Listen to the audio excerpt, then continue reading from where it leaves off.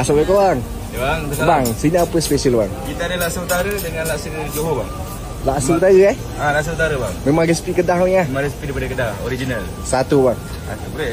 Satu berapa ringgit bang? Satu RM6 je bang. RM6 ke boleh. Memang resipi asli Kedah Memang. Original daripada sana bang. Buat kita bukat bang. Kita pakai ikan selayang. Okey, ke sayang.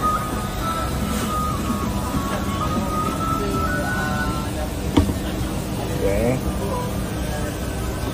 Ni sini RM6. Macam gini RM6 je portion dia.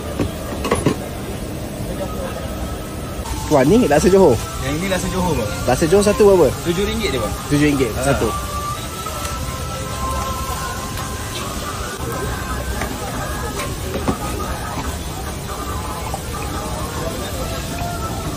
Ni awak masak sendiri ke sana bang?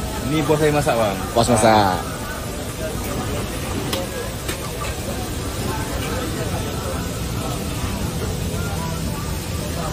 Sini RM7. Ni RM7 bang.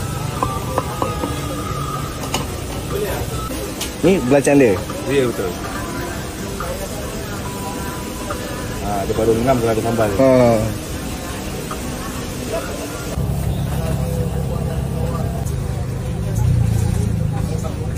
Okey bang, selain laksa-laksa ada apa lagi bang? Kita ada kat sini kita ada pulut bang. RM7 je harga dia. Pulut kuning. Pulut kuning. Siap dengan rendang? Siap rendang ayam Okey. RM7. Apa lagi ada bang? Lepas tu kita ada bubur ayam RM5 je bang. Bubur air RM5 ke? Kat Ni? sini kita ada lagi bubur belauk RM6. Okey. Ini memang komplit lah, siap telur masin, kangkung apa semua. Soto pula kita ada soto mihun dengan nasi. Harga RM6 je bang. RM6. Okey. Itu komplit barang semua lah. Memang komplit, siap sambal semua.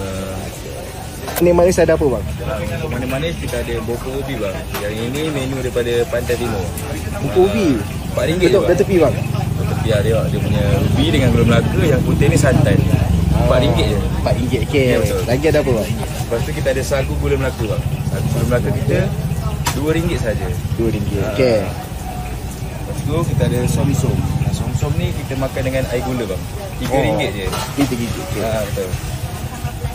Lepas tu kita ada kacang hijau. Kacang hijau pun RM3 juga. Okey. Ni kacang merah ah. Yang ini tak, ini pulut hitam. Pulut hitam okey. RM3 je. RM3. Okey. Bagi bungkusan kacang hijau tu Kacang hijau tu dengan buku ubi satu. boleh?